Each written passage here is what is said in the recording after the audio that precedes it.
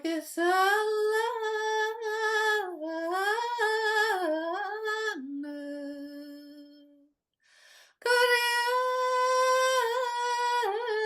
Goriani me tatu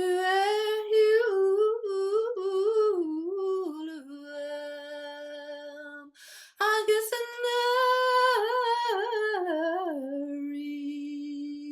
Níl dinhearbi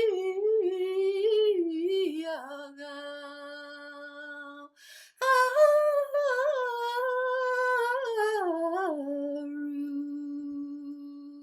go mé fágamach agam agus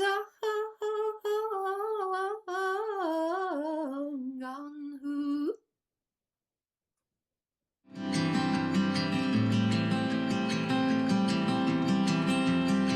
Hello, everyone, and welcome back to another episode of Wild Woman Podcast. Today, I'm delighted to have a woman I feel I've been tracking down for a while. Just really wanted to speak to. So I'm deeply, deeply grateful to her for coming on the podcast. Her name is Mary McLaughlin.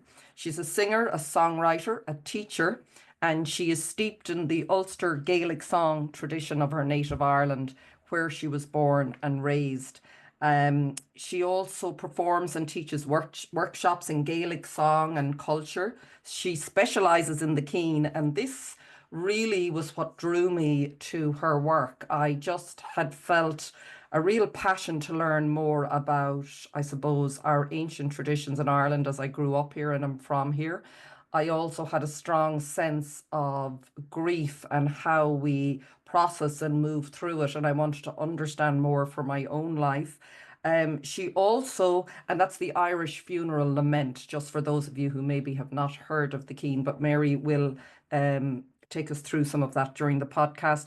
And also she talked about fairy song, and I heard that in another podcast, and she was talking about the fairies beyond the veil. And again, something has very much woken up in me. I think the veil is thinning anyways, so we're sort of communicating on, I feel, in deeper ways with nature and this sort of world that is alive around us.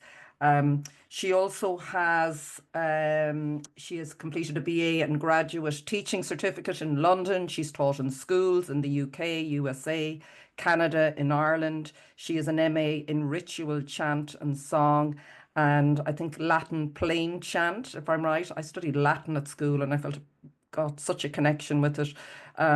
So much. And she's also spent, in 2018, she spent 2 years studying shamanism at the Irish School of Shamanic Studies in County Mayo in Ireland.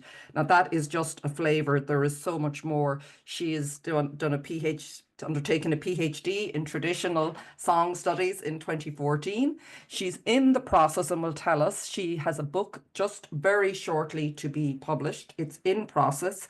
It's really the journey of and history of the Irish Keen.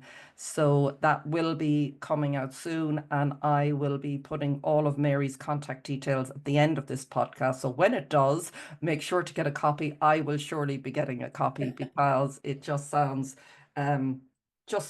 fantastic. And years of research has been undertaken to write this book. I think Mary has said 15 years. She's interviewed 10 guests on the tradition of keening as well. So it's a thoroughly researched book, I would imagine, the first of its kind. So firstly, welcome, Mary. So delighted to have you on the podcast. Thank you for coming in your beautiful green and all.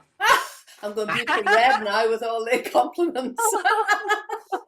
Oh, it's always important to do that at the beginning. Make sure we get off on the right. Well, thank you very much for inviting me, Celine. My pleasure.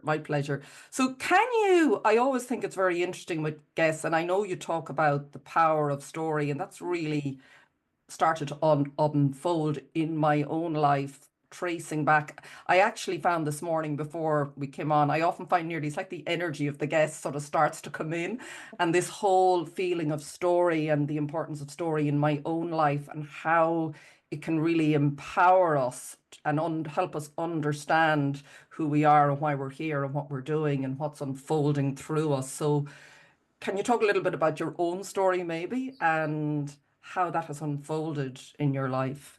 to what you're doing now. Yeah, it's interesting. I mean, I've done, as you know, a lot of research into lots of different aspects of the Irish tradition, um, and I think if I start at my very earliest memories, they're of singing. I mean, I always Mm. say I was probably singing in the womb. I just always sang. Um, my mum sang. She had a very, very lovely voice, but just sang to herself around the house, And I do remember she had the radio on. I have a very early memory of the radio playing and me singing along with it. And she said, "That's not the right tune, Mary." And I said, "No, it's the other tune." And she said, "What do you mean it's the other tune?" I said, It's the tune that goes with that one." It was my first attempts at harmony. I didn't even realize that's what I was doing. Wow. Wow. Oh my God. And I was very small. I would say 6, maybe something like that, 5 or 6. But the whole thing was that I was raised in the north of Ireland, and I was raised during the Troubles. I'm a child of the Troubles, and so there was fear all around all the time. It was a constant, heavy, leaden feeling. And when you're sensitive like I am, you pick up the energies. Now, I would say the majority of Irish people are sensitive. We're very, very good at picking up energies. We don't recognize that. We don't call it that, but we get feelings. We get feelings in our gut. And of course, the gut is the solar plexus, place of power, place of feeling. And so we pay attention to that. And also what we call superstition is usually based on something that is true but has been denigrated. That's my other experience of research. Wow. Very interesting. Mm-hmm. Something true that has been denigrated. Yeah, that's the way I would interpret it. And so it's, for example, I'll give you an example here. You'd be familiar with the Tuatha De Danann. Yeah, most Irish people are familiar at some level with the Tuatha De Danann, the fairy folk. Well, when the great battle of Tower was held, they were always battling, and they were battling the Fomorians. The Fomorians were a bunch of pirates based in Tory Island, and they'd come down and they'd do raids and all of this stuff. Probably based on Scandinavian raids, but we don't know for sure because it goes way, way back thousands of years. But after this big, big battle of Moytura, they come to a truce, the Tuatha De Danann and the Fomorian. And things begin to calm down a bit. And then the Milesians, sometime later, the Milesians arrive. The Milesians arrive from Spain. They're the sons of Mill. I don't know if you've come across that story. Sons of Mill. Okay. So very quickly, in Spain, in Iberia, in actual fact, a king Ith went up and he got his telescope out and he looked and he looked and he looked and he saw this little speck long, long away. It was Ireland. It was this little speck they saw, and he said, "I'm going to invade there." And he died, and Mill, who was his successor, took on the job, if you like. And so Mill then died in battle, so his sons took on the job, and they were the ones that attacked Ireland, and they were called the Sons of Mill. And at that point, the Tuatha De Danann and the Fomorians had come to some sort of, uneasy agreement, as it were, and things were relatively quiet until this big invasion happened. And when it happened, there were more battles, and the Tuatha used their magic, like they would pull down mists and they would shape change and do all of this stuff. They would do all that, but the Sons of Mill were very sort of would you call it, strategic and very earthbound, and it just went back, forth, back, forth, back, forth. Somebody had to give in sooner or later, and so the Tuatha did. And the Tuatha said, "Well, we've held Ireland now for so many centuries, you can have it now. Except you have to remember one thing. We're going to go back now into the hollow hills. We're going to go back into the ancient tombs. We're going to go back underneath the earth, but we haven't left." And if you don't respect us, we are going to hit you. And the way you need to show your respect is to take the first drop of milk, the lavnak, the creamy bit of milk from a cow, the first drop, and drop it on the earth to acknowledge us. If you forget to do that, we'll give you drought, we'll give you famine. And so that was the agreement. And so this custom went down in Ireland as a completely by story. I'll come back to that in a second. Yeah. Some years ago, about 12 years ago, I was out in A Coruña in Iberia, and I came across a place called Nero's Tower. And my sister, who speaks Spanish, she could read the leaflet. It was the same story from the Spanish point of view. This is the tower that King Ith looked out and saw Ireland, and that Mill inherited, and his sons went to Ireland and attacked. I mean, I couldn't believe it, the exact same power. Now, that story that I've just told you was down in the Lower Gawala, which is the book of the invasions of Ireland, called the Lower Gawala. It's trashed a lot by scholars because all of the books, remember, we're talking an illiterate oral society in Ireland for centuries. That didn't mean they were stupid. It just meant they didn't write. They wrote Ogham to some extent, which were the carvings, but they didn't write right. The monks brought, and the monasteries in the 300s and 400s, they brought in writing as such. But then they began to write the stories of Ireland. So of course it was skewed. So the Lower Gawala was, written by a monk. And of course it's skewed. Everything has a Christian end, that type of a thing, because that's what happens, right? So, but if you look underneath that, you begin to get these, that's what I'm trying to say, you begin to get these grains of what was actually happening, what was going on. So I was very little, I might have been 7, and I came from a big family, and we had tea in the evening. We didn't have dinner in the evening, we had tea in the evening. and we had tea in the morning, and my mother was always making tea. And so only in Ireland would this happen. My homework was to write an essay, or not, a composition we used to call it, write a composition on how to make a proper cup of tea. Only in Ireland. I'd love to read that. It's well Improve done. my skills. It's well gone. Anyway, how to make a proper cup of tea.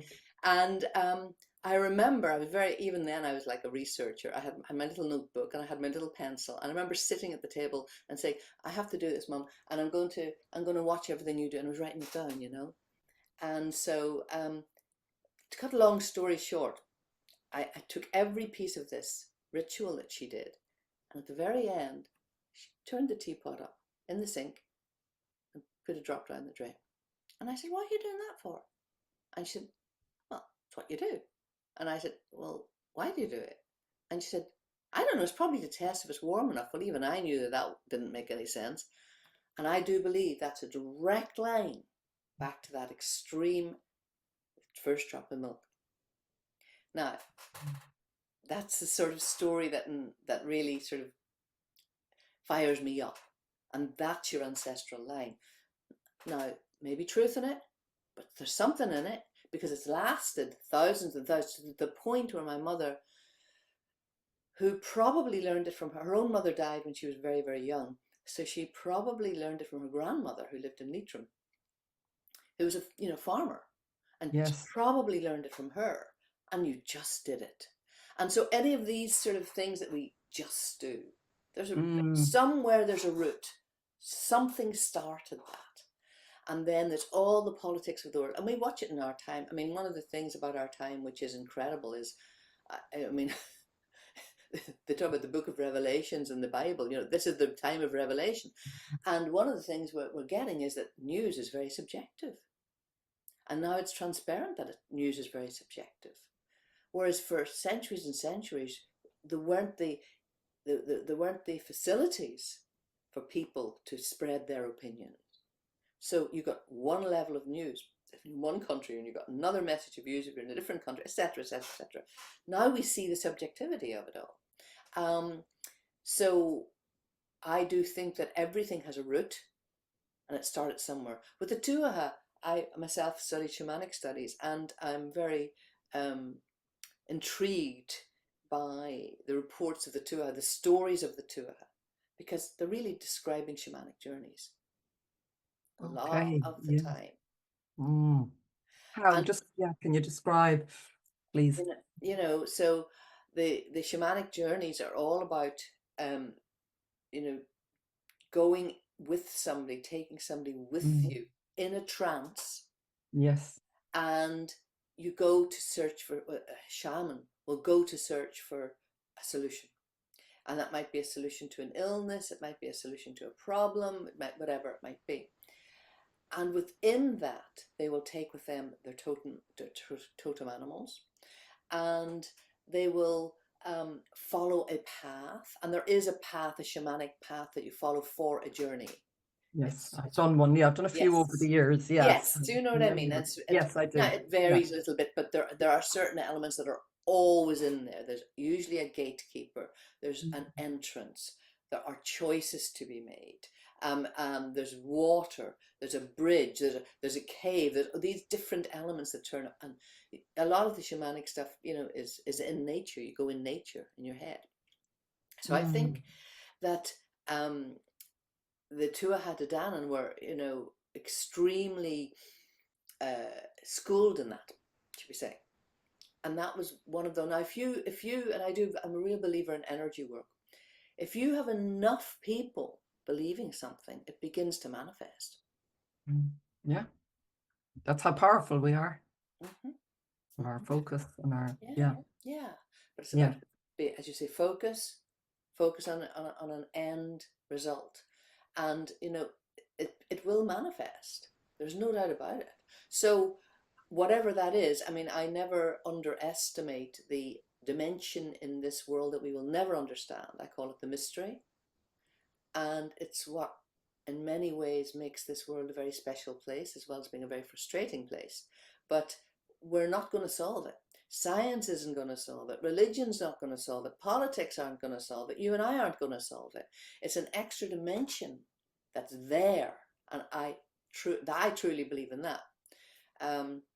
Others may not agree with me, but that's my opinion. I'm very opinionated.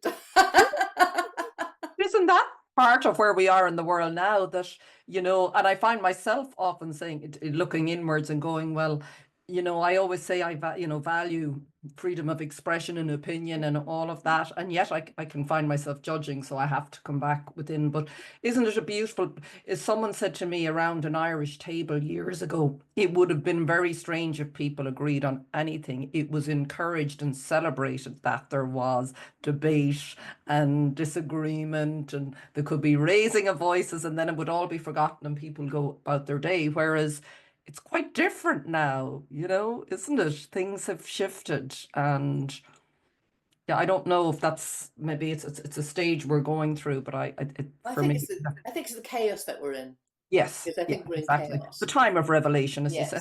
Yes, and hopefully chaos, we will come out of the chaos, and hopefully we will have a better understanding of how to be with each other on this planet when we do eventually emerge from that chaos.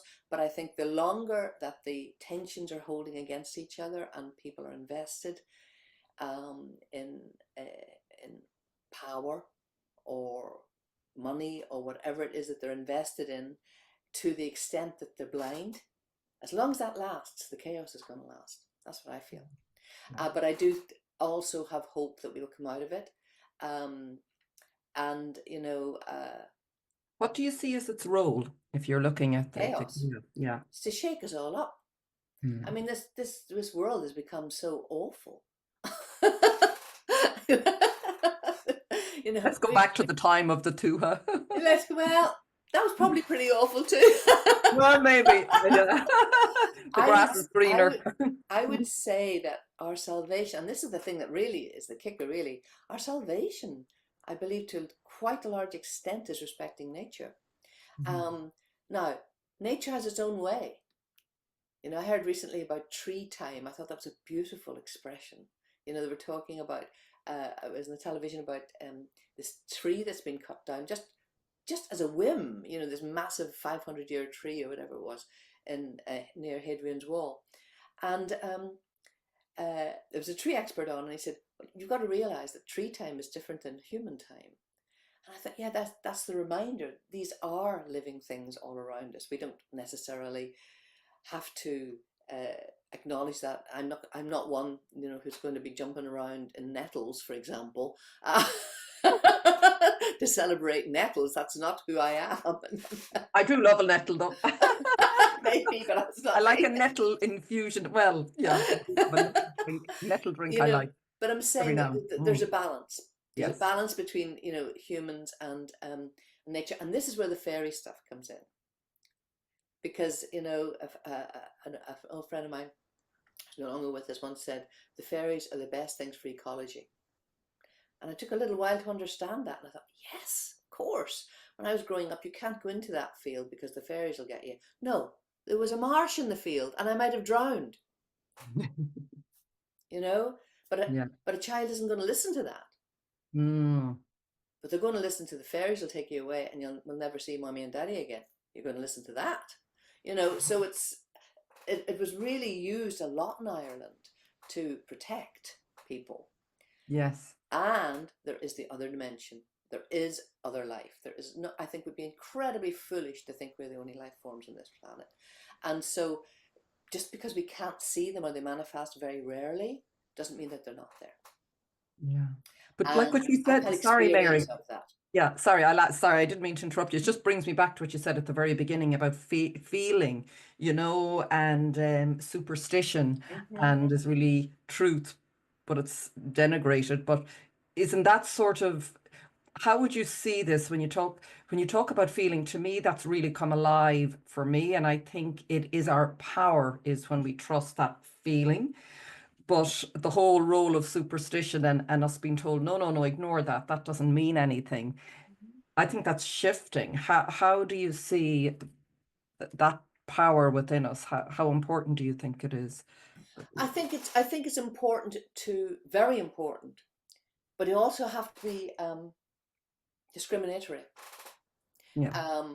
And sometimes I feel like what I really want now is a massive bar of chocolate. It may not be the best thing for my body, Yeah. Yeah. but Yeah. that's what I want. So I Yes. think we're continually fighting within ourselves, Yes. with our wants and desires and our true instincts. I think you do know the difference. I mean, I think, Yes. and I often talk about houses to people. I said, going around different houses into different houses, you walk into, I say, oh, this feels lovely. Or, I'm just a bit uncomfortable here. Don't know what it is exactly. Mhm. Yeah. We sense that. And I think that whole sixth sense thing has been stamped on. And I think it's extremely important and can be developed, but it needs to be developed carefully. I've had exposure to severe mental illness, schizophrenia, and a lot of exposure to that, more than I would ever have wanted to have had. But it's taught me an enormous amount. And one of the things that it's taught me is that usually schizophrenics are extra sensitive. And so they feel everything. And it becomes overwhelming. And that's when it begins to splinter in the brain. So learning how to control, if you're a sensitive, learning how to control that is extremely important. I've done a lot of psychic training. Okay. For Have you? that reason, because I felt that I wanted to make sure that I was the one that was, fiddling the knobs. I remember somebody saying to me, severe mental illness is like a radio transmitter not tuned in. So you're getting all the noise, but not the message. And so I thought, right, I just want to be very conscious of that. And I want to control that. And so my meditations, etc., are in that realm. That's why I did the shamanic studies. That's why I did the sound therapies. And I did a lot of other training as well, which is not credited, went to various, as I said to you earlier, spent my entire 30s doing workshops. I was a bit wiser at the end and extremely poor. Yeah, that's what it's a phase you have to go through, I think. I'm And going that to the second time. you're going through for the second time, yeah. Excellent. And and again, it's really interesting to me because this, I remember the new age starting. I went out to America for the first time in 1988, and crystal shops were beginning. I mean, I'd never seen anything like them. I thought I was in heaven, and it was like, um, I remember actually coming back, and things were much looser than they are now. My suitcase weighed a ton, and the customs man said to me, "What's in this? Rocks?" I said, "Yeah." And he opened it and he said, "There are." I had amethyst, But and they're I had, beautiful. and all this, Beautiful rocks. all this beautiful rock that I'd bought in different crystal shops. But now of course it's a very different place now. But around that time I sort of thought there's a whole plethora of stuff here, and so I wanted to explore it. I've always been very curious, and I wanted to explore it. I'm always after knowledge. I wanted to go to Mm. school because I'd learned to read, because I'd felt at 4 years of age that if you could, the magic was in books, and if you could read, then you'd know about things. And it wasn't Mm. about any subversive wish to put down anybody or anything. It was just gain the knowledge, gain the knowledge, gain the knowledge. Sort It's of a been a curious. driving factor in my life. You're not And a I Gemini by any chance, are you? have a Gemini rising. Ah. Gain the knowledge, I'm a teach the student of knowledge. astrology, so I You think know, I love it. It's a beautiful yeah. tool to really explore your life as well, isn't I it? love And astrology too. yeah. Yeah. Gemini rising. And what's your sun sign? Oh, have a guess. Leo? No. No, but you're not that far off. It is a fire sign, yeah. Sagittarius. No, it's the other one. No. It's Aries. I Aries. seem to be interviewing a lot of Aries women, and I'm a Piscean with a lot of air planets in Aries, so I'm obviously Ah, being that's what's drawing attracting in you. the teachers. Yeah, that's Yes. what's attracting you. And my main lesson in life, which I have discovered, and actually an astrologer said to me, I have a lovely astrologer, and she said to me, "Do you want to know what your main lesson in life is?" And I said, "Go on." She said, "Patience." You're telling an Aries to be You're telling patient? an Aries. Well, where's your North Node? Sorry, I won't go off on a whole conversation That's about the astrology. only Earth sign I've got in my entire chart is my North Node, which is Capricorn. Mm. Okay. And here's the thing, which I was also told by my astrologer. Um, you know, I've struggled for very many years, with being a musician. It's a very hard life, and um, trying to get noticed, and I've had a lot of disappointments. I've had, promises of deals that never came through. There's been a lot in my life around my chosen career. And she said to me, in about 2018, things are going to start changing in 2020. She said, something big is happening in January 2020 that all astrologers know about, but we don't know what it is. And she said, it's virtually on your North Node, which means you incarnated this time to be a leader in this area, in this time. This is why you've had to wait until you're an old woman to build up the Wow. skills to be able to do it. Yeah. Yeah. So well, that's incredible. Sorry, Mary, Yeah. continue. Yeah. No, Yeah. that's it really. But I Yeah. mean that realization is, coming true in many ways. And also that I recognize that I'm a very different person than I was when I was 30, when I was extremely ambitious and hungry for success and all of those things, and desperate for knowledge and wanting to gather. And all of that and life experience has put me in a place now where my priorities are different. And I think that's the key bit, was my priorities shifted. And I now sort of, How describe how that's very interesting. So how would you describe, the way I often think of, well, see life now for me is this sort of unfolding. So yes, we can be, I want this, this, this. And I feel like I've been brought back into, no, it's next step, next step, next step, be present. You have to be present. And when you're present, the next step is shown to you. This is the nature piece nearly that you were talking about, yes. this organic unfolding. But how does that sit for you now with your North Node in Capricorn, and how you've lived? Well, How do you see that well, shift? well, intuitively, first of all, I've learned gratitude. And I mean, virtually every day I say thank you. And the way I learned gratitude was through almost dying, which is quite often the way people learn big, big, big things in their life. And I had a very severe illness. It was about 2007, yeah. And I had whooping cough and pneumonia, bronchial pneumonia. I was in bed for best part of 6 months. I was alone for the most part, except for one dear, dear friend. I was living out in America. And computers were, computers had come in then. They weren't the thing that they are now, but they had come in. And I was able to, keep going, working from home with music education projects, which people had asked me to help on. So I just about managed to keep the money coming in enough to pay for the rent, etc. But I was very, very weak. And there was one day, and I still don't know how this happened. I was lying in bed and I reached down under the bed and there was a book. Now, I must have at some time picked up this book. I can't remember the name of this book, but I picked it up. It was some sort of self-help book, because that was the other thing. I was always looking for self-help stuff.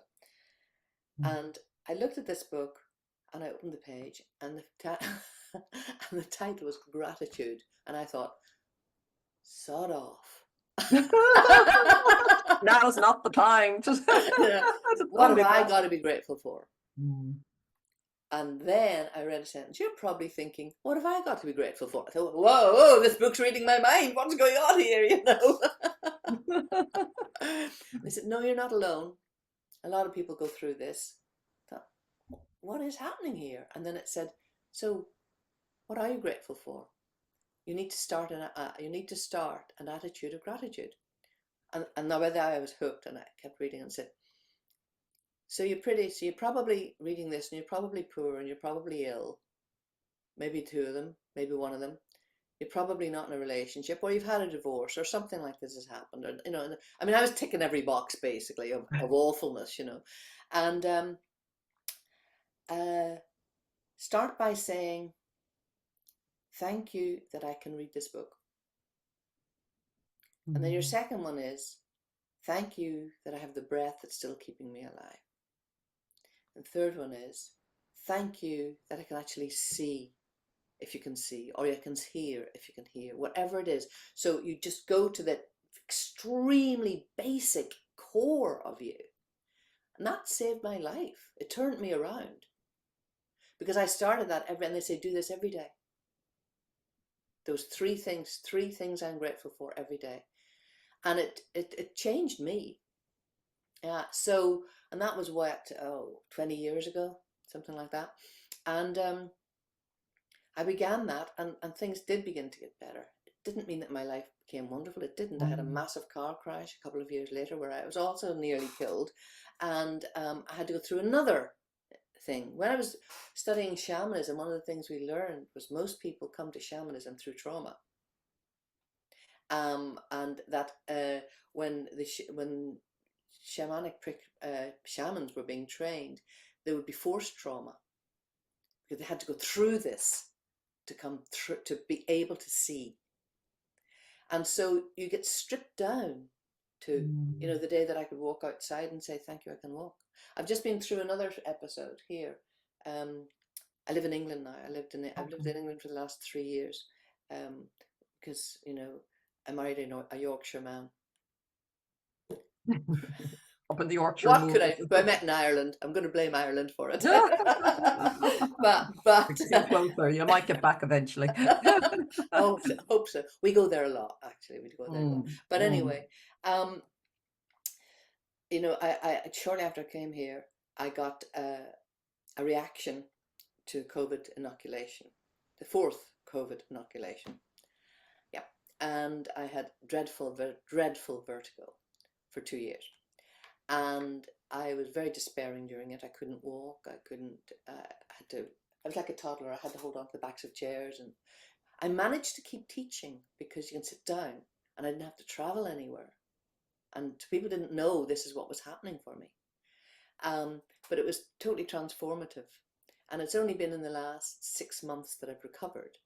And so now I recovered because I was fortunate enough to find a wonderful sacral osteopath who knew how to adjust me properly. And I now find myself continually grateful, that I can walk. I go out, I love walking. That was the thing that killed me. I had to walk with sticks because I would just fall over and this sort of stuff. So I had to walk with sticks. And so, but I still would go out into nature. And now I go out and I'm just thinking, how lucky am I? How lucky am I? How lucky am I? So when you get to that place of different perspective, the other stuff doesn't really matter that much. The stuff Yeah. that did matter ceases to matter. The key stuff for me still matters, which is reading and books and music. But I'm losing my sight. So another challenge is coming. You're losing your I'm sight. losing my sight. Yeah. I've already lost a fair bit of it. And so it's a progressive condition. And it's very frustrating and all the rest of it. But as long as I can still read, I'm okay, I have to. And there's audiobooks. And there's audio, audio is a whole new exactly. So I've world. lived in a time where, it is much better. But I sort of think, right, well, that's coming down the road, right? So we need to prepare for it and all of this sort of stuff. So my thinking now is very, very different to where it was. Yeah. How do you understand this now for yourself? Like I had an experience with cancer, another experience, like death Yeah. and rebirth. That's the only way I can describe it. And Yes. stripping back what we are not, what I believed myself to be. And it's not a judgment or anything, but it's sort of it's bringing, I feel sort of, it's just like, I feel like a big cage being taken off with each thing. It's like I'm being born again. Oh my God. But it's very painful too. So It's like, extremely painful. how do you view all of these challenges you're talking? How do you because I'm sure people listening will be, oh my God, and going through their own struggles. Yes, So and I how, think you've yeah. just put your finger on the pulse there. It's like an onion, it strips away. It strips us back to the core, And I really love I never understood the spiral imagery when I was younger. I really understand it now because I can see it, that I've come like that and that, oh, this is a similar situation, but I'm treating it differently because there's been something stripped away. I'm not freaking out about this situation now. I'm going to go up again. Oh, right, that situation. Yeah, I used to be really upset about that. Doesn't matter anymore. But, this sort of a thing. So I monitor it in my own life. That's Yes. what's happening. So it's a gradual, I think, unraveling. Yes, that's exactly well, that's how I've Yeah. experienced my life as well. I couldn't stop drawing spirals before. I was in an art therapy class before I was diagnosed with cancer, and I didn't know why. It was just like a child. I couldn't stop drawing spirals. And I got the news of my diagnosis on our last day, and we put all our images up. And the last one I had drawn, it was very basic now, had all these black marks all over it. And I hadn't known I had the diagnosis with cancer. But what you're describing there for me was like an unraveling. But then, as you're saying, coming back, you've sort of unlayered, and now you're coming back into life with a new perspective. So you're sort of coming out of it again. It's like you're taking off what wasn't really you, I suppose, out of birth and all our experiences. And sorry, it's just when you say that, it really just resonates, and that you're coming back to each thing in a new way. Then is that how you? Exactly. There's a Mm. lovely metaphor. I don't know if you've ever heard about the man who walked down the road. I love this. Just the hole or the pothole or Yes, something. he falls down the pothole. Yes, please share, because it's always a very good one to It's hear. a wonderful one, Yes. A man's walked down the road. He doesn't see the pothole. Woof, he goes down. Takes him hours to get out of that pothole. He says, "Oh, I'm going to look out for that pothole. I'm not going to fall down there again." And so, following week, he's walking down the road. He gets distracted by a lovely bird song. Woof, down the pothole. But he gets out a bit quicker this time. And he climbs out. And this happens a few times. He goes, right, I'm going to concentrate. I'm going to go round that pothole. I'm not going to fall in that pothole.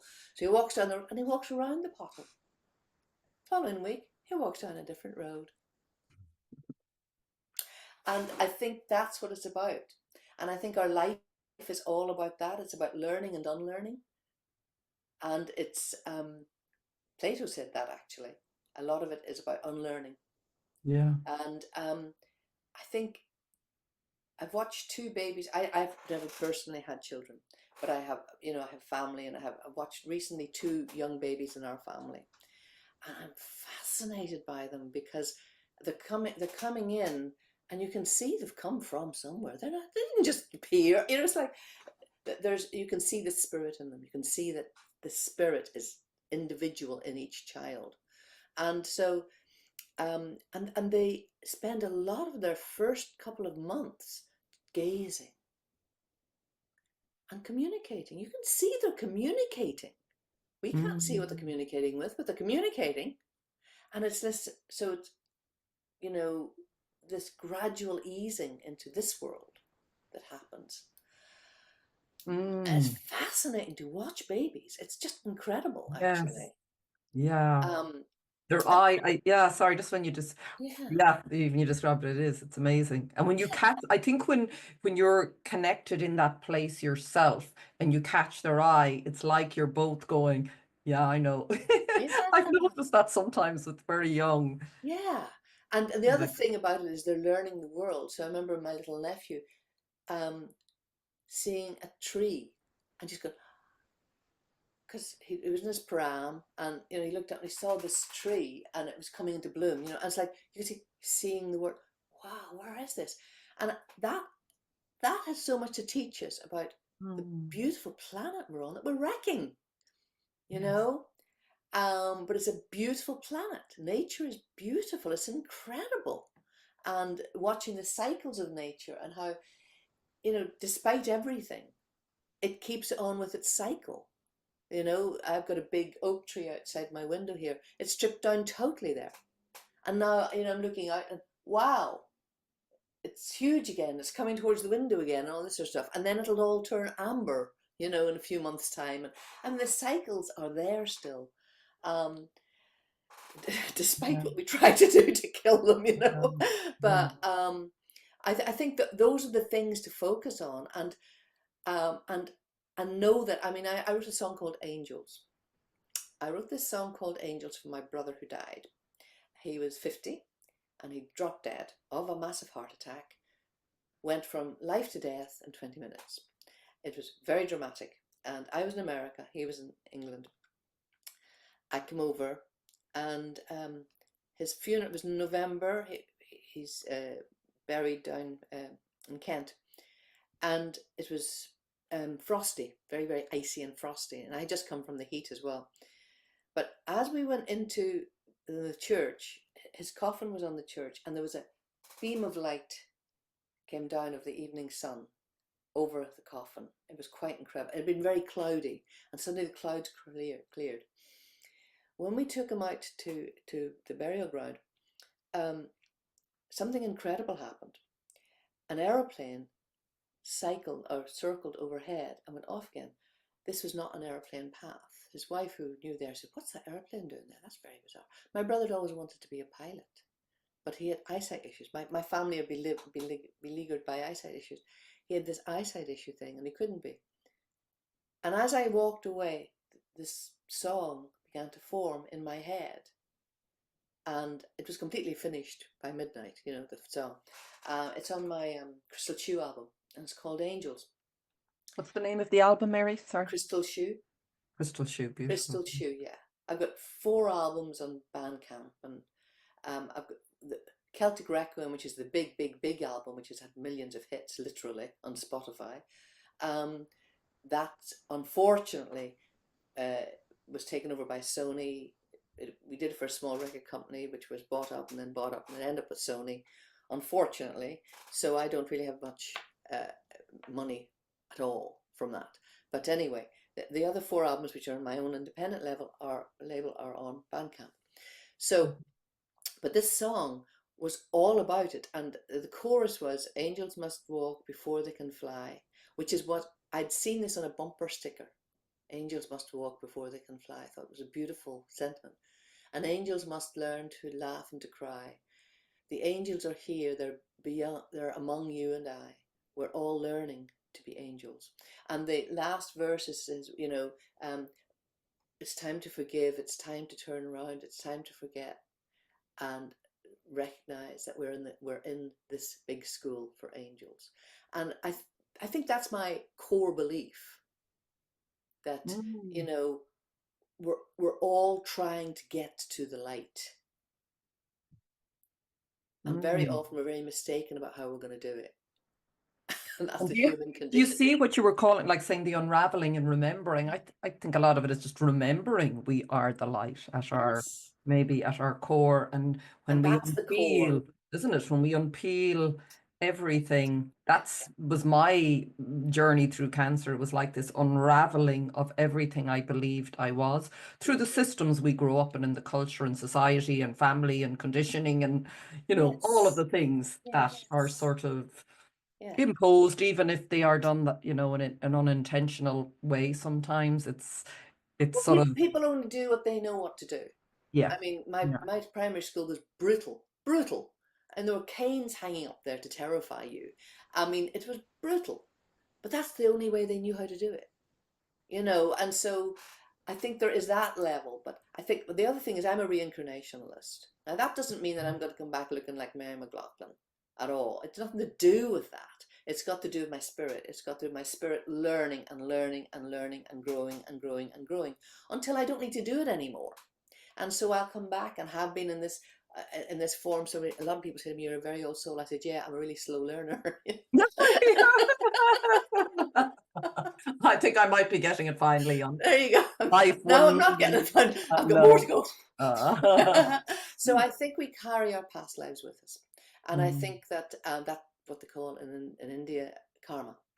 And I think, that's my understanding, is that's what our soul is. The soul is like the suitcase of the past. The spirit is the striving within us, that kernel that is the flame within us that is connected, to the divine and is heading towards the divine. And the two are often at war. that's beautiful. I've never heard it put like that. That's so beautiful. Yeah, that the soul is carrying the suitcase of baggage. Oh my God. Mhm, Yeah. mhm, mhm, mhm. So yeah, Yeah. okay. And when Beautiful. I was little, they would talk about the soul in school, and all I could think of was the sole of a foot, because that was the only thing I'd ever seen as a soul. So to me, I had a white sole of a foot somewhere, and I placed it in my solar plexus, not knowing what that was. And then what did I do? I think I hit my brother, and I thought, oh, there's a black smudge on it. And then I did something else, like I, I nicked a big biscuit or something like that. Another black soul. And I was tortured by this soul that had all these ka-ching, ka-ching, another mark, ka-ching, ka-ching.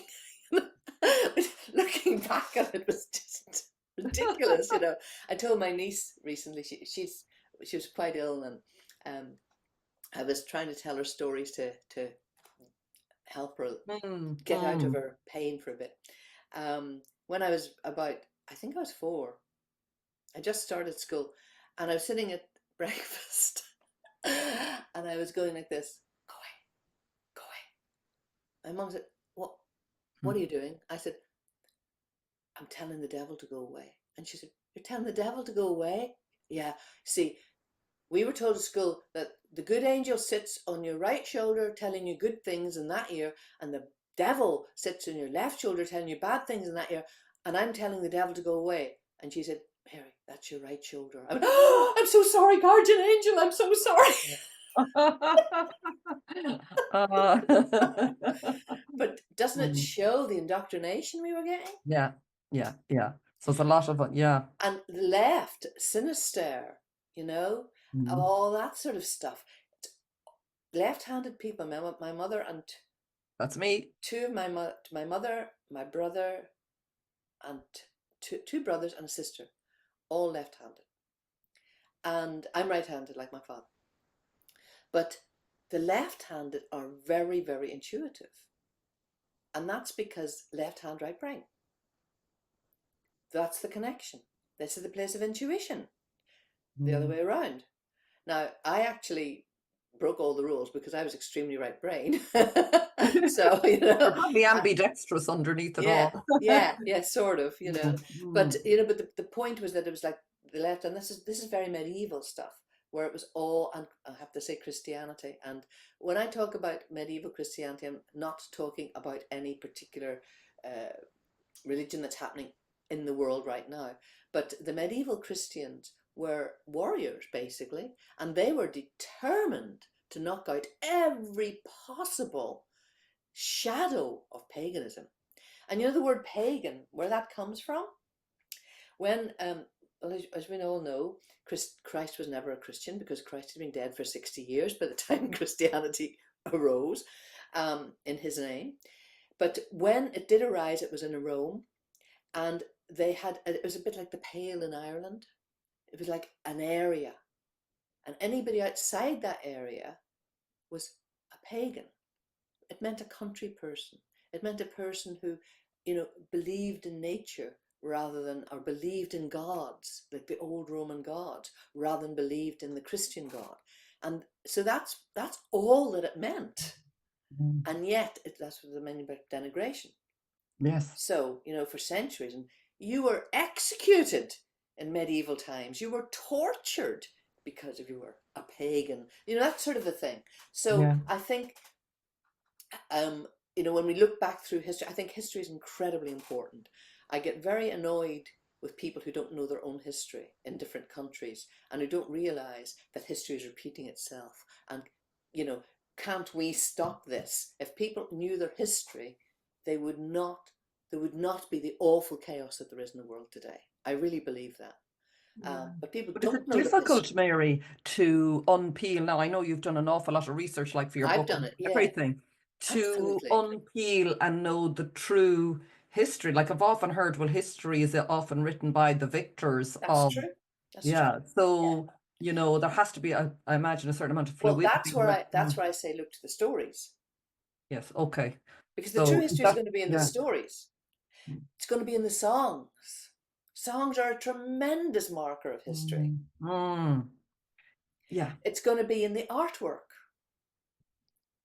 You don't need to look at written Yeah. material to know your history. Yeah. Yeah, I know you Go said that to at the beginning, the literal oral traditions in Ireland, and it just yes. struck me straight away because I've always felt that, or more recent, about the power of story. So Yeah. you're saying that's a very important way of Oh God, yeah. connecting, and through song, through your history. Yeah, Yeah. you can feel it as well, I think, can't you? Like if, listening to you, which I did, some of your singing, and you just feel it in your body. I Like, do. Yeah, I yeah, do. yeah, Yeah. And um, that connection to the history of Ireland, I mean, go to a stone circle, go to an ancient monument. There's your history.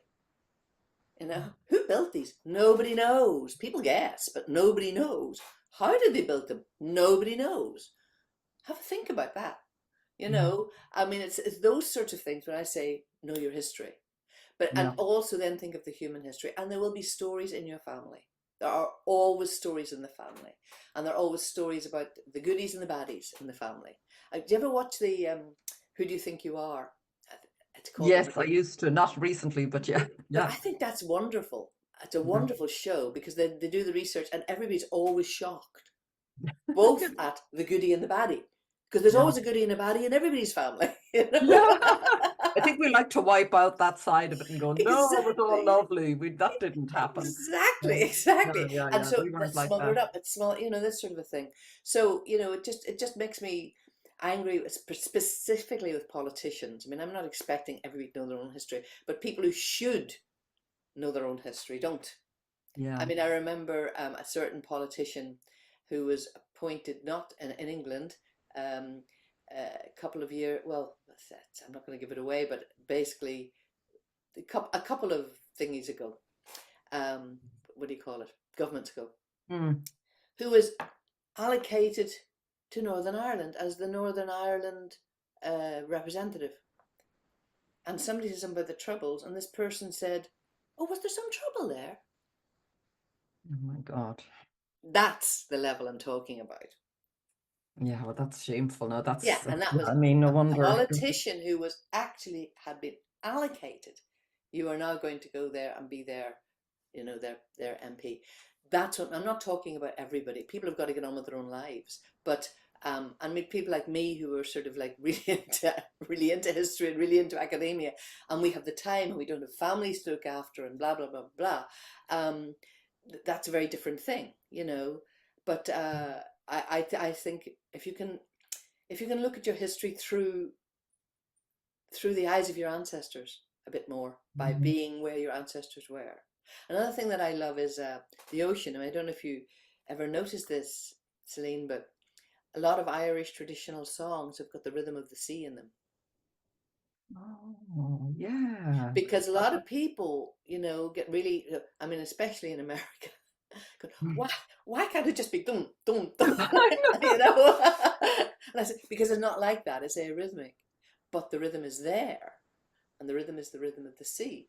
It's not the rhythm of do, re, mi, fa, do, re, mi, fa, do. Yeah. It's not that rhythm, you know, it's not a 3/4, it's not a 6/8, it's a mixture. Because that's what the rhythm of the sea is. You know, you'll get the big waves that come up, and then you get the small waves, and then you get the plateaus. And to just sit and look at the sea in Do Ireland. you think is that very particular to Ireland?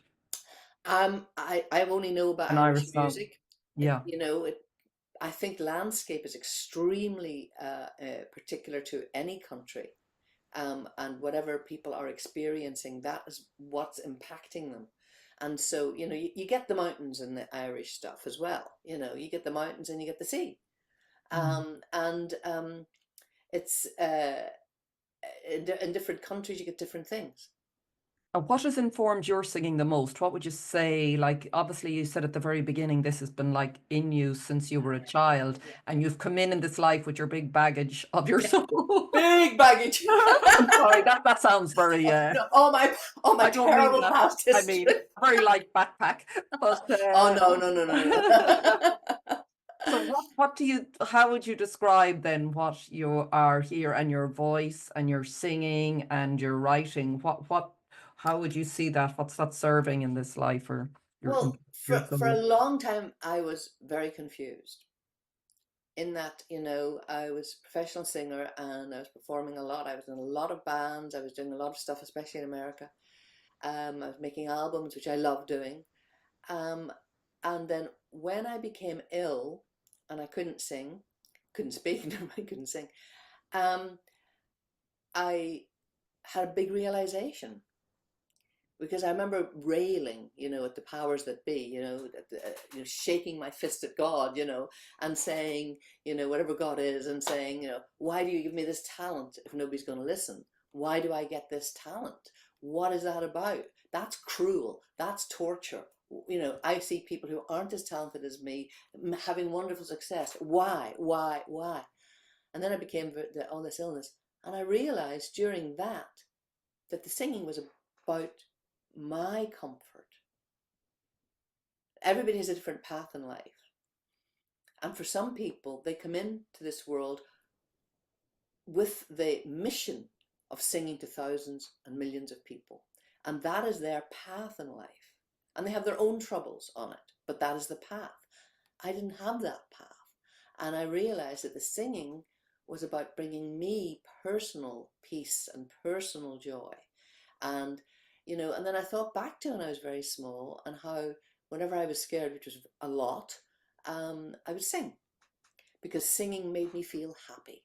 And it was as basic as that. Singing made me feel happy. I also noticed it as life went through, you know, as life does, and life encroaches on us. And there are a lot of things that are very earthbound, like taxes, for example, which are, you know, very non intuitive for me, very difficult. I realized that I always had a jukebox in my head.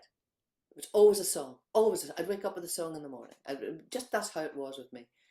I'd realized that I'd focus on something like numbers, which are just not very, you know, I find numbers awful.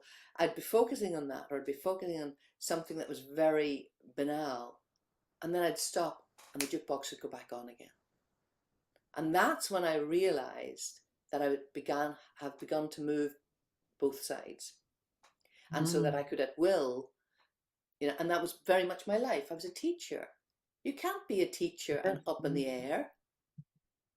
The children will fall into the nearest pond and you won't notice it. I mean, it's like you can't do that, you know.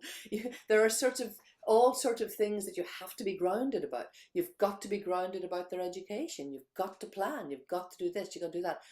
And so I was a teacher for 17 years in schools. And then I've been a teacher of singing for the last, I don't know, 30 or 40 years, something like that. And I would be doing both things alongside and all this sort of stuff. But, you know, my life has taught me to be more balanced, and that to be in this denser energy that there is on earth, you have to be able to do that. You've got to pay the rent, you know, you've got to, or you'll be homeless. It's that simple. So all of those things, those life lessons, Yes. have been a huge part of my development. And I mean, even today, I notice it, that, I mean, I'll be doing something like working on this book, even though the book is about, you know, something that's very esoteric. The work is not esoteric. You know, it's checking. Checking is the comma in the right place. Checking, is this right? Checking. And, you know, I'll do 5 hours of it and I'll stop. Jukebox goes back on again. You know? That the jukebox goes back on again. The jukebox It goes is that sort of structure flow. I used to see that when, well, I don't know, when I was writing my book, it was like I'd go into that flow, but you have to have it, like you said, a structure and ground. Yeah. Otherwise, you'd never get it written. You'd be just sort of like around here. So there's a beautiful, but that's where I think, how do you see sort of the masculine, feminine energies? I sort of feel that's sort of that, you know, is that structured container that we need, and then the flow being the feminine energy that we all possess. That balance, it sounds like, has been a part of your Very, very much so. life. Part of Yeah. my development. So when we Yes. talk about the suitcase, that's the karma. Yes. And I Yes. think that's got a lot of that, is the illnesses and the bad times, and, you know, being born in a war zone and things like that. You know, Burnt as a witch. yeah, burnt as a witch. All of Mhm. those things are there. And so, like, just to work through them. And I think that the hardest thing is not to judge ourselves, because we do judge ourselves. I judge myself immensely, and people do. And we beat ourselves up. And it's actually not your fault. You're doing the best you can do with what you've got, you know? And so it's just trying to always remember that sort of a message. I went through a period of That's a self-hatred. beautiful message. That's a really lovely way that you put it. I won't forget that suitcase. I hope it's getting lighter Yes. as the Yeah. years go by. Yes. Yeah. I think we're emptying the suitcases. Yeah. And do you think that light that you described of the spirit, and that's a very, in the fire, that's real Aries, you know, Yeah. Yeah. really the warrior spirit Yeah. is, do you think there's a point in everybody's life, not where one outweighs the other, you know, the way you talked about the battles of the soul and what we're carrying Yeah. versus, Yeah. yeah, how do you, Well, I think it's an ongoing thing. You mm, know, I think it's, I mean, when you look at the babies, you see the purity. And I think that's why everybody loves babies. Because, you know, a baby, there's nothing like a baby smile in this world, you know. And it's like, everybody loves the purity and the innocence. And then, you know, life begins to come in. and and stuff reveals itself for those children, you know, and whatever path they're on, etc.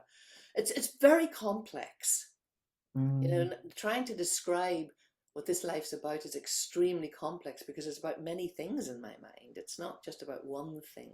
If there's one thing that I would say that it's about growing. I think that's the only one thing I would say, growing.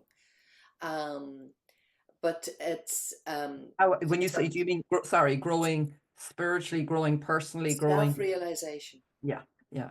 self-realization, and what that, and growing that, and a guide to that. And the Dalai Lama said it, and I just love this. He said, "Look, forget all the rules and the things, and just remember one thing: be kind.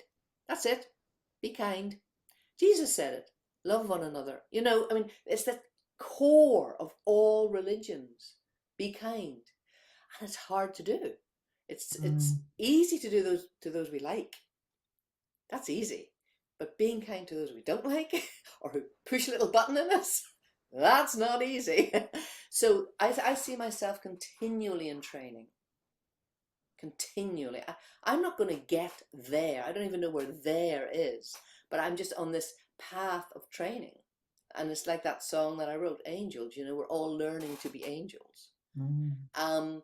And so for me, that's what it's like for everybody. And, and I can look at people who are ill and feel enormous sympathy and enormous empathy for them. And helplessness, because there's nothing more that I wouldn't love to do is to relieve their suffering. I would just love to relieve people's suffering. But I can't actually relieve people's suffering. I can sit with them and I can help them in terms of talking or listening. I can do that. But their suffering is their suffering, and it's very, very difficult. And I think when you suffer yourself, you get that empathy. Yes. And you get that, and that's the gift of suffering. You understand others better if you allow yourself to. I used to suffer terribly from jealousy. I used to be so jealous of people, jealous of this person because they had this, and jealous of this person. My best one was actually somebody who's turned out to be my dearest friend when we were at school, and secondary school. And she, beautiful looking woman. To this day, she's a beautiful looking woman. And she has massive black curls and brown eyes. I used to pray, please God, let me wake up with black curls and brown eyes. I mean, my colouring, Everything would be fine. Yeah, if I I mean, and I'd be so jealous, or envious actually of her. And she's a beautiful soul too. And so, as I say, we ended up, I mean, we were sort of friends in secondary school, not friends. I used to look at her in admiration. We knew each other. When I went to America, which was, goodness me, 30 years later, it turned out she was not only living in California, she was living in the town I was living in. And we became best friends. And we're still best friends after all these years now. And she still has beautiful black hair and brown eyes. And I still don't. But I had to learn, seriously, through my own experiences of pain, physical and emotional, and mental, all of those things. What I learned was to be empathetic with others, and that envy and jealousy it's all about me.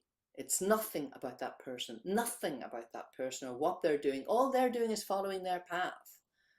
But it's all about me. It's all about my perceptions, because they've got something that I think I want. And I had to really work with that and work through that. I was convinced for many years that I was very fat and very ugly. And I was convinced because my older brother, and the way the brothers do, unfortunately said that to me at a time when I was just, coming into teenhood. And that was it. I got that hang up. And I look at photographs and I think, was I crazy? But it's gorgeous when you look back at yourself. Yeah. Isn't it true? And I think, and I know I'm not alone, and I've spoken to lots of women, and they all say the same thing. Did I really look like that? And yet I thought I was really ugly. And, I think our self-perceptions get very affected when we were younger. That's the unraveling, Mary, isn't it? It's a bit of the unraveling of that, because it's not true, but we just adopt it, and then it sort of forms a part of our personality, or someone says, such your personality, it's a pattern that will become your personality if you fix yourself to it for the rest of your life. That's right. And I actually remember the moment where I broke it, and it was very dramatic. I was actually on tour, and because when you're on tour, you're always sleeping in different places, and and it was a festival, and we were in some sort of big dorm or something like that, and I had to go to the loo in the middle of the night, and so I didn't know the outline of the place really. I knew vaguely where it was, but I was at the time going through, I had a very important relationship breakup, and I was devastated, and I was beating myself up massively. And I wasn't sleeping. I was just lying there in bed, and I was thinking, well, of course. I mean, you're fat, you're ugly, you're horrible, you're a nasty person. I mean, it was literally those messages going through my head, right? And I went to the loo, and because I wasn't expecting it, there was a full-length mirror, and I suddenly saw this woman in the full-length mirror, and thought, God, she looks really thin. And then I went, oh my God, it's me. And I literally felt like an electric shock in my head, rewiring Mm. And I thought, wow, that's not true. All that stuff's not true. I was 40, Wow, 40 that's plus that is actually. amazing what you discuss. Rewiring, it's possible. We can Yeah, rewire all of this. yes, And because it wasn't necessarily our original wiring yeah, when we came in, and then yeah. yeah. And And for ever since me, then, did that shift then oh, for you? massively, massively. Because then I thought, I'm not fat and I'm not ugly. And if those things aren't true, then the other things aren't true. Mm. So it wasn't my fault. And well, it might have been a bit my fault, but it wasn't all my fault, you know, and things like this. And I reassessed the situation. Did your life change dramatically because of that Um, in other ways, or? that year, my life was terrible because after that, I had the very bad car accident, and that dominated me for the next year because I lost the use of my arm. I had a severe whiplash, and I remember bringing in bananas from the car, one banana at a time, because I couldn't actually hold a bunch of bananas. I couldn't read because I couldn't hold a book. Um, uh, I was having physical therapy 3 times a week to try to get the neck back again and all this sort of stuff. Um, and it was a very dramatic, and my best friend died. I mean, it was all of that in 1 year. So it was like, my best friend in England died. And it was a horrendous year all around. That year changed me. I mean, that was one part of it, the Mm. relationship breakdown, and the as well, and that realization. But I began then again, sort of going to these to the attitude of gratitude again. I went back there because this was a few years later. So I went back to that again. And then I also, began to leave myself little notes, like with little, these little sticky fellas here, and I would put one in my bag. I would put one on a mirror. I'd put one on a door. I would sing things like "Hello, beautiful," and "You are lovely, really," and "Aren't you gorgeous?" Oh, I like. And of course, I'd come across them at odd times, Mm. and that each time I got a little, And so it was a gradual process. I Yes. don't see myself at any point going massive change, massive Okay. turn. I Yeah. see my life more as a curve.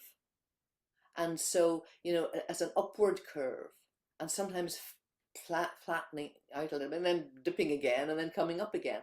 But it's like the changes were more on the curves, where I would, Yes. ooh, go around like that, rather than do a complete double back or do a complete change or completely think of myself differently. So, Yeah. and then I'd look back a year later and think, oh, and I've done a lot of diarying as well. And that's very interesting to look back on. And that's how I was feeling then. Wow. I feel very different, And I think that's one of the big benefits of writing and diarying. Yes, diarrheaing. Yeah, or something Diarying. like Yeah, that. exactly. So the diarrheaing. Yes. And for anybody Mm. listening who's in Mm. trouble, who's in one of Mm. those times, I think writing is a really good help. Don't look at it. You don't need to look at it, but it'll help you. It'll help you because um, it kind of you can express to paper what you're really feeling, and then you can look back on it sometime later and compare, am I still really feeling like that, or has something shifted? You can do self-analysis like that quite a lot. And there's a wonderful book which I would really recommend for anybody who feels totally stuck in their lives, which is The Artist's Way. I don't know if you've I come was across that just one. about to say that because that changed my life. I did it straight after cancer. I did a course Good. with the morning pages. So the minute you said writing, said the morning pages. Yes, sorry. Continue just for people who haven't heard, maybe just to, Well, yeah, no, no, you're yeah, absolutely. yeah, It's just called The isn't it? Art. Can you remember the Yeah. name of the writer? I can't. Julia Cameron is the writer and the artist way, and you can do it in a group, which I did, or you can just do it yourself. But it's a beautiful book to follow. And Yeah. there's two key, I suppose, practices in it, which is the morning pages, as you said, just to write and just keep going. until you hit sort of, you can start writing with the shopping list and then you keep going, and you sort of, the unconscious, doesn't it take over, and what's really going on with you will come out. And then the artist state, which I didn't do enough of, but it's a beautiful thing just to take yourself away maybe once a week to something, to something whatever of it beauty, happens to be. Anything. Yes, exactly. Just something of beauty. to something Yeah. of beauty that fires you. I mean, Yeah. whether it might be a gallery, it might not. It might be a walk in the woods, Yeah. you Do you know. think it's really important, like, and it sounds like you have, to really follow that, what fires you and feeds your soul in Oh, life? passion is, Mm. passion is the key to I happiness. shouldn't be asking an Aries that, but it's a bit obvious. But we all have it somewhere in our chart. So I suppose when we look at these things, they're in everyone. It's Well, what the other keeps us thing is, alive. Mm. I do believe that if you don't know, I have no passion. I don't know what fires me. Start thinking about your childhood. That's where the writing comes in. Start writing about the childhood. Memories will come back. Everybody has a passion, and it's going to be in your childhood, and it's what you loved to do. And it doesn't need to be grand passion. It might just be, I love to sit by myself, you know, and look at the stars. It might be that, it can be anything, but find your passion and then use that as your driver. Yeah, they call it the through line. I remember listening to someone, I think it was in the Stanislavski method of Yeah. training actors, that the actor would have to find their through line, what's driving this character through their life, literally. And to attach to that. Do you see that there has to be, so someone might be listening to you and saying, maybe it is looking at the stars, that necessarily is how you will go on and make a living? Like, do they have to be the same? Would you see that? Or No, it's not how the would you same as view a that? living. It's not the Yeah. same as a Yeah. living. Again, I'll tell you another little story.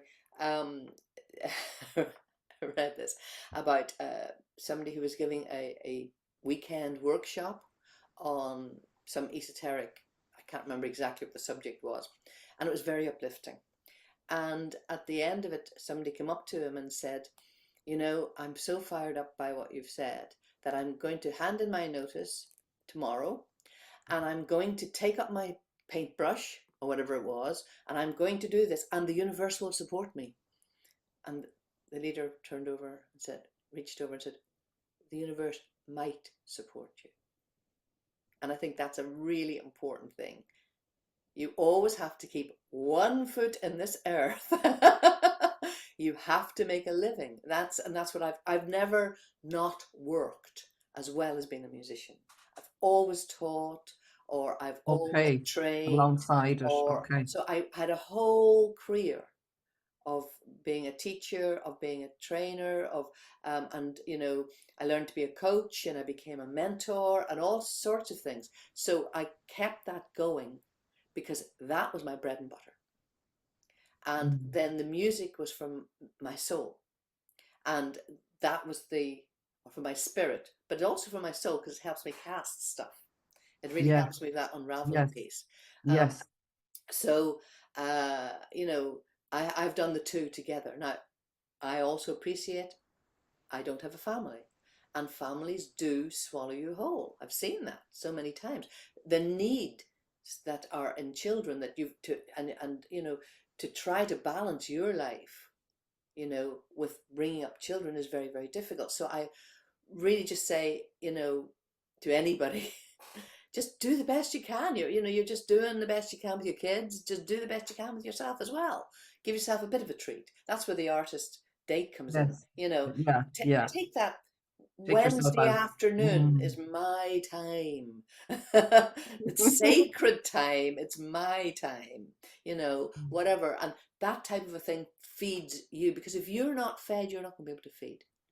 It's very basic. Lovely. Yeah, that's beautiful, because I think we have to do in whatever way, as you said, whether it's to make a living or not. For me, it feels they're very tied up, and that's just my path. It feels that,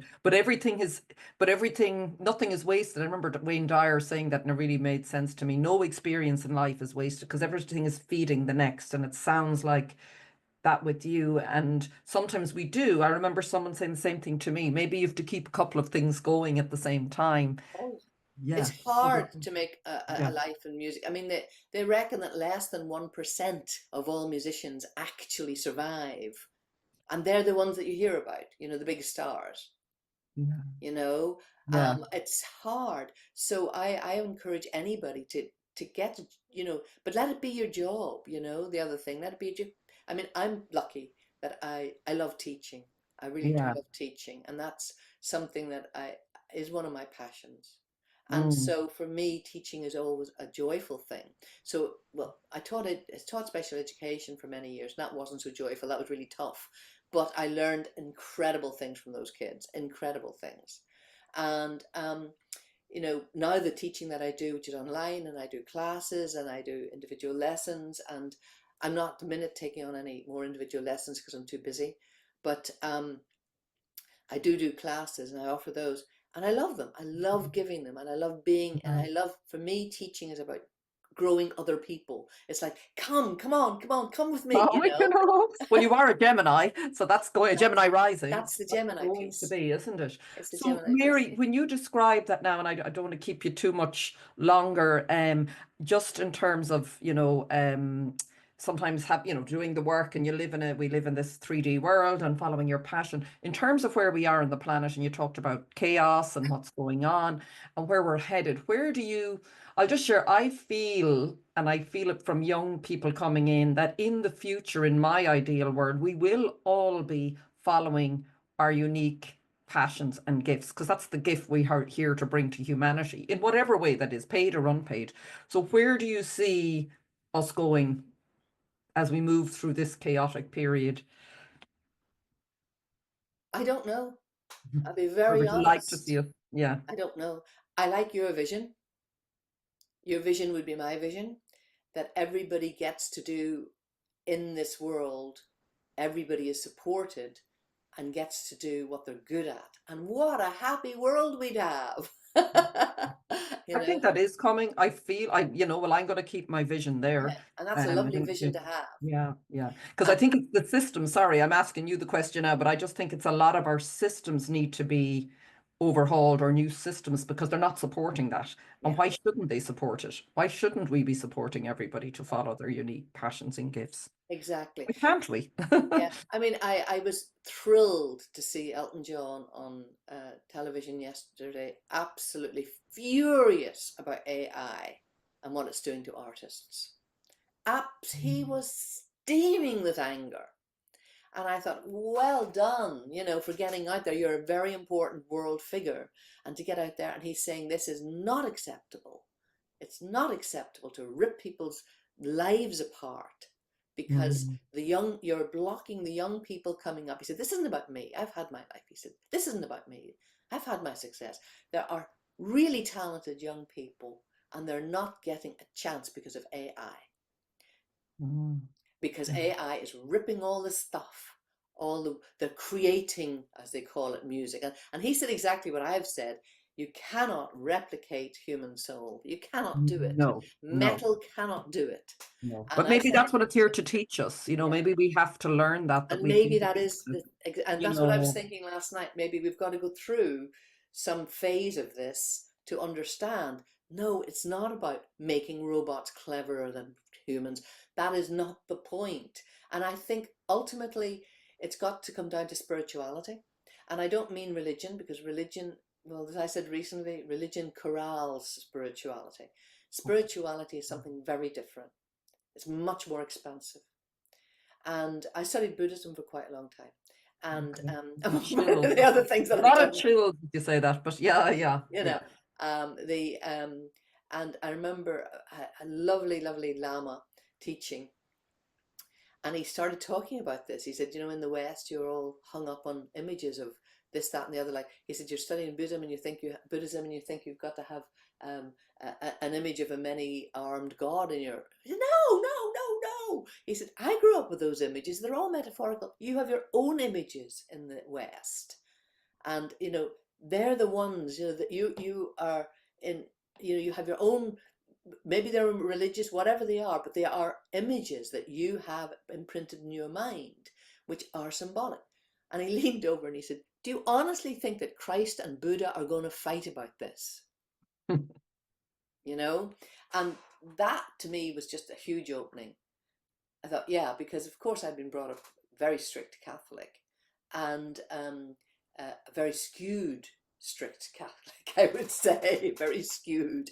Um, but you know, and I don't want to throw the baby out with the bathwater.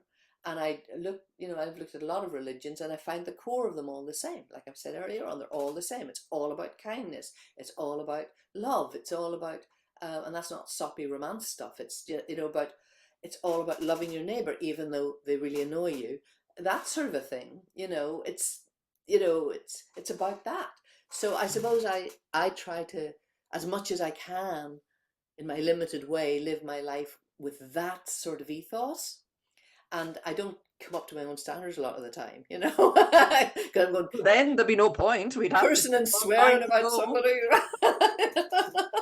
Has to be something to aspire to. Absolutely. And so Doesn't that's matter. what I meant, that I don't think I'll Yeah. ever get there. It's like a continual learning thing. But I'm joyous when I learn something, something new comes in, and a realization comes in. It's wonderful, conversation like this happens, Oh, yeah. And you know what I'm just thinking? I said I was trying to stay away from asking you about the Keen and Oh because yeah, of your book. And then I said we're not even getting to it. But can you just one thing for anyone who knows sure. nothing about the Keen, Yeah. and you touched on something that made me think of it earlier when you talked about the ocean and the rhythm of Irish music. You just touched something that I felt so deeply. It's like I feel it in myself sometimes. It's like this, there's a natural rhythm. I'm not sure if it's probably different in every culture and country, that I nearly feel waking up in me. It's a certain way of, when I started writing, I said, who's this voice? This isn't me. And it sounded like some old woman from 1,000 years ago, like a real ancient voice. And I said, I kept trying to change it, going, this is nobody look at this. This sounds awful.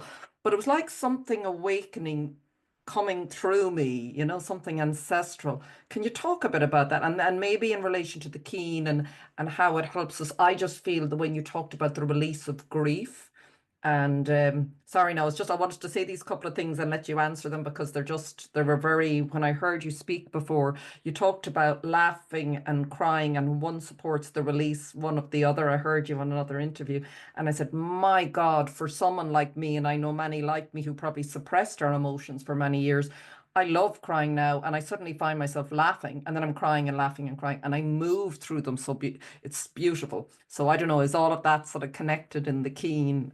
Well, it is. And the rhythm and the waves of emotion. It is. It's very much connected. The Keen is the ancient Irish lament, which goes back thousands of years. Go back into Druidic times. Now, it's interesting about the Druids. People claim to know stuff about the Druids. Nobody knows anything about the Druids except one thing: they existed, Yeah, and I they can were claim that. I do very know powerful. Okay, Not please. only did they exist, they ruled. They were the king's right ear, that type of a thing. Um, my own thinking about it is that they were very, very highly trained in shamanic practice. Now, the word shaman, it comes from the Tunga tribe out in Siberia. It's very specific to a tribe. That's where the word comes from. But all over the world, it's been the same sort of learning and expression as would happen in a shamanic circle over there. Have happened in different ways. It's happened in Africa. It's happened Native Americans. It's happened certainly in Ireland. And so, you know, depending on the levels of power, that would be generated. But anyway, so the Druids, they were the keepers of that. I do believe very strongly. Um, but so the Keen is basically the earliest accounts really are around the tomb of a noble. That would be the earliest accounts, and we're going back a long, long time. And there were certain rituals that happened, and ritual is the key word. Ritual is key to this. The masters that I wrote was called the Ritual of Lament, and how important ritual is in all lamenting. And the Keen is the Irish form. There is a form in Finland which is quite similar. There's a form in Greece which is very similar. they don't call it keening, they call it lamenting, but the ritual is similar. And it rises up in different countries. You know, Joseph Campbell, who's, you may have come across his writing, I mean, he says, you know, archetypes rise up in different costumes in different countries. And I thought that's a brilliant way to put it. Because, you know, sometimes you get, especially in this world, the copyright stuff, leaving AI aside, you know, you get people suing people for copying something, and they may not have done, because the same idea can come to somebody very far away, you know. And so it's like that's what Joseph Campbell was talking about, the same sorts of ideas that then becomes archetypal, because it's a shared human response rather than an individual response.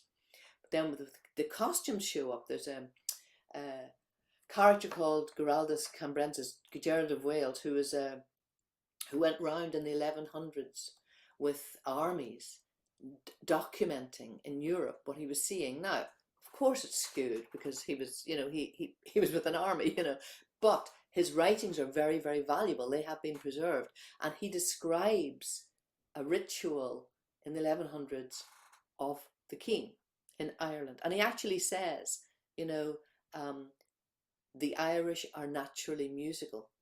Of course, their lamenting is going to be musical. Now, you go to another country, like Native Americans are very, very, and Africans extremely rhythmic. They're lamenting. Drums. You don't get drums in Irish laments. You know, so the country will always reflect back the form of lament to some extent in the way that it rises up in the culture. That makes sense? Mm-hmm. Yeah. Yes, So that's it does. the first thing about it. Yeah. So the word keen, in Irish it's quinu or quina, and there's great sort of debate about this as well. Very probably comes from Hebrew.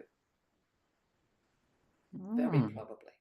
So, you know, it goes right. So that's that particular culture, because they describe lamenting as rocking back and forth, which is one of the keen. I'm always rocking back and Yeah. forth. I can't stop myself. So yeah, it's one of the keen things. Okay. Rocking back and forth while lamenting, and so it's very possible. Anyway, that's another thing. I touch on all of this sort of stuff in my book. Why the rocking? Sorry, just very. Is that just movement? Is that what? Rocking's very comforting. I worked in special education for a long time, and I observed that autistic children in particular, when they got distressed, would start doing this. It's comforting. What do you do with the baby? You rock the baby. Rocking chairs, which have gone out of fashion. I wish they'd come back. I used to have a lovely rocking chair when I was in London. You know, I used to, when I felt distressed, I'd curl up in my rocking chair and just rock. It's about the rhythm. The rhythm of the rock will soothe it. It goes in tune. If you're very agitated, you'll go like that, and then you find that you begin to get less agitated and less agitated.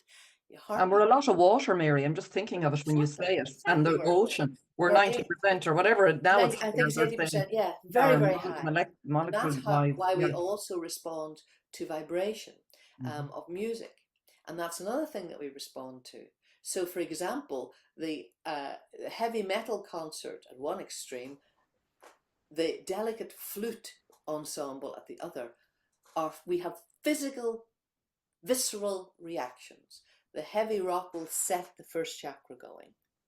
You can feel it.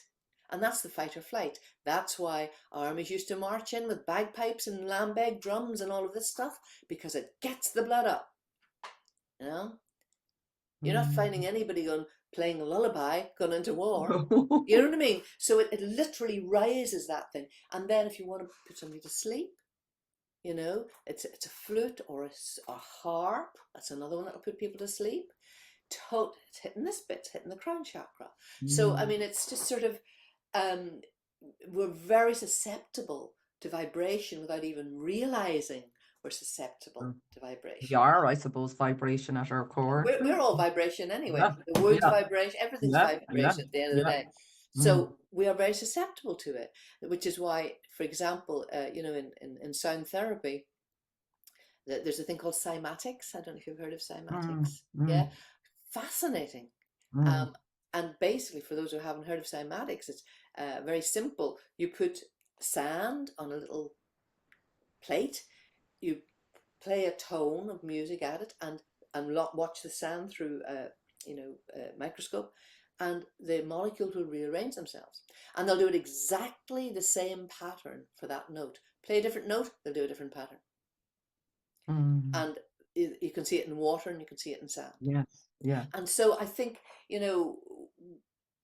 once you realize stuff like that, that our bodies are so susceptible to what's going on around us, and rocking it's part of that. So with the keeners, they used to be, I mean, they reckon usually about 4, sometimes be more, and then there would be sometimes less, but it depended on all sorts of things. But these keeners would use these techniques without identifying them as techniques, but it would all be within the ritual of the keen, which would involve lots of things. I mean, I call it the ritual of the wake, really, because the keen is within the wake. It's Okay. Yeah. not, but now people refer to keening, now it's become mainstream, that anybody who wails is keening. Not necessarily. The keen is a very specific kind of a wail. It's not Okay. unstructured. And so and it's within this ritual, and all of those things that you mentioned feed into it. Rhythm feeds into it, atmosphere feeds into it, And is there sorrow sort of, feeds yeah. into it, the ups and downs of grief feed into it, and this custom, this ritual, has sort of been developed over thousands of years. It's incredibly powerful, and got very demonized in medieval times. And I have my own feelings about why that was, but it happened. Yeah. Yeah. And so it went sort of underground. And certainly when I was growing up in Northern Ireland, it was something I hadn't even heard about. It was I heard about it. It was in hushed terms. I heard about it. Like, this is very secret. There were 3 things that were secret: fairies, the keen, and periods. Yeah, a woman's cycle. Those were the 3 things that were whispered when I was growing up. Powerful. Yeah. And so that's what I meant when I said earlier on about, roots and, grains of truth and everything, really. And it's usually been denigrated in some way. Yeah. For some purpose, So the keen for me was something that I didn't come to until my own mother died. And that's when I came to it. When I found myself letting out this unbelievable, unimaginable wail. And when that happened, I didn't know where it had come from. I didn't know what it was. And that's what got me interested in it. And then after Mum died, I went to America. I wouldn't have gone if she'd been alive, because we were very close. But I did go to America, and I made the album about 2 years after she died in 1998. I made an album out there, which is called Celtic Requiem, and I researched death songs and keens in Ireland and found out how difficult it was to find out anything, because it was so buried. And now it's resurging. Yeah. And because people now are looking, because there's a vacuum. And whenever there's a vacuum, it gets filled. You see that in nature. Where I lived in Limerick, for 6 years, there was a big field opposite us, massive field for cows. And then there was, and we were beside the Shannon River. The Shannon overflowed one day, just literally one day, and there was a lake. Within 2 days, there were swans on that field in the lake, Oh, not a cow to be seen, but the swans were there. They'd come up from the Shannon. I mean, nature will fill in. Yeah. And it's the same with humanity. And religion has been, in Ireland, very oppressive. Yeah. And with all the scandals that became, obvious, at the latter end of the 20th century, a vacuum has appeared. So that's why I think people are looking back, because it's like, what worked before? What was there Yeah. before? And the Yeah. keen was before. And there's been a tiny little thread of it has remained, so it never died. It always just went underneath, sort of like lying fallow. But now it's bursting Mm. up. And so I get sort of, people wanting to do art pieces with the keen, and they want to do dance pieces, and they want to do all these different things based on this lament, you know? Yes. Yeah. Um, uh, and people don't really know what it's about, which is why I decided to write the book, actually, because I When was is the getting book so out, many requests. Mary? When is the Pardon? book when is the book It published? won't be out until next year because of the rate that Okay. the book company works. Okay. Now, the best way to find out about it is to go onto my website. Mm-hmm.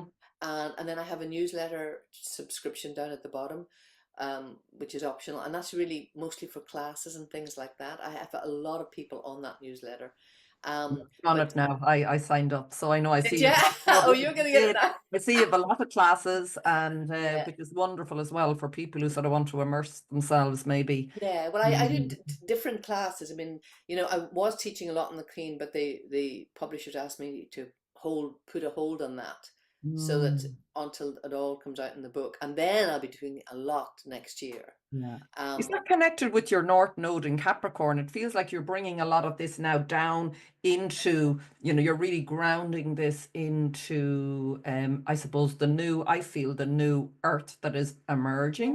yeah, yeah, So it's bringing a lot of these ancient, spiritual, whatever word you want to use, otherworldly yeah, traditions and knowledge and knowing that you embody. So you're sort of, is that how, would you yeah. see that in some way that you're in a tangible way for people, I in a think it was. grounded way? Absolutely, I think it's become Mm. much more so. I mean, I remember Caitlin Matthews way back in the 90s when I knew her really well. I remember her writing about one of my albums, something about that I was a bridge between the old and the new. Mm, And I mm, remember thinking, what's she talking about? I mean, yeah, I didn't feel, I felt I was just forward moving. I didn't realize. And now I know yeah, what she was seeing, and other people see it. yeah, And I see it in others. yeah, There's a couple of proteges I have at the minute, and I'm sort of seeing in them, oh yeah, you're the next level. You're the next yeah, generation now. You're coming in. You're going to be bringing this further. This is yeah. great, But I think a lot of people are bridges now for this Yeah. new earth that we are birthing. I really, I feel it. Like I Yeah. was saying that to you at the beginning about another guest saying to me about our missions being unlocked, that we may have thought they were, but they're really coming. And Yeah. I think you talked about the beginning of next year as being, do you feel a pivotal That's what I've time? been told. There's something Yeah. big happening. I don't know what it Yeah. is. Yeah. There's Um, there's all these cycles within but cycles and well, cycles. it's Yeah. cra I mean, this year has Yeah. been crazy, Yeah. and astrologically, as you know, it's Yeah. been Yeah. absolutely mad. Yeah. You know, There's nothing. planet formations at the moment, or the thing lineups that have never ever, like any of the great astrologers of many years that you listen to just say have never ever been seen. So nobody knows really what's around the corner, but Exactly. it is unprecedented. It's new, and I can only speak from what I'm feeling rising up in me, as in, and as you're saying, is rising up in you. But I've heard that word a lot, that many people are bridging, it could be as well, like you were bridging the old and the new. I often feel as well, I sort of was booted out of the system I was in through cancer, in the sense that it was time to start a new life in a new way. And I feel more people sort of asking me about it now, going, and how and why and what, like, how are you doing this? And I'm sort of, well, I don't know, it's just unfolding. So there's many of us who have sort of been well, I wouldn't say ejected. That's how it felt like to me, or a bit of a breakdown. The many breakdowns you've described in your Yeah. life. I think Yeah. they're all necessary, it feels like, for the next stage of where we're going. Exactly. And that's very shamanic. Is that Mm. you have usually a breakdown of some sort. Your whole system breaks down. The system around it breaks down. So it's like the world is going through a shamanic transformation. You know. Pluto has moved from, isn't it, a Sorry. 20-year cycle? Pluto, the planet Pluto. Pluto, which is another 220 something year cycle, the death and rebirth planet that goes into Yeah.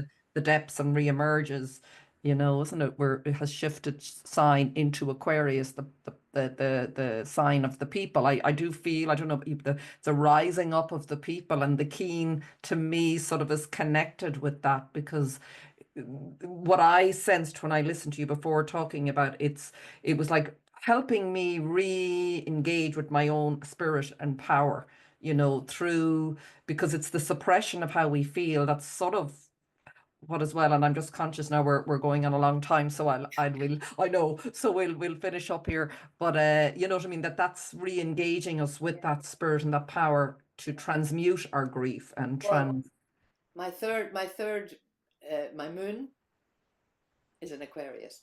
No. So you were made for these times. I was made for these times. You're made for Absolutely. these times. Yeah, my Yeah. moon is an Aquarius, and it's just that's what's happening, and I've always been ahead of my time anyway. I mean, I just find it hilarious that I've got all these hits on Spotify of an album that I made 28 years ago, or something, or 25 years ago. It's hugely popular. Setting the groundwork when you were asking where is the success or whatever Yeah, years ago. exactly. That's We're what was laying happening. the groundwork, I isn't it was laying the amazing? groundwork. I was doing the work, which is now coming up. It's just still don't make any money, but but at least people get to see me. In the new world, we You know, won't need it. It'll be a different, I do believe it'll be a different way of, well, it could well be. It could be. yeah, it It might could take be. time, but You know. But yeah, anyway, I think thank we you. should probably wind it Yes, up there. we'll But wind it up here is right. Thank you so much, Mary. And thank you everyone for listening. I will put all of Mary's contact details, her website, and maybe the links to Spotify and where your albums can be yeah, found sure. also. And thank you so much. Thank you for your time today. And until the next episode, everyone, take care and have a good day. Thank you. Thank you.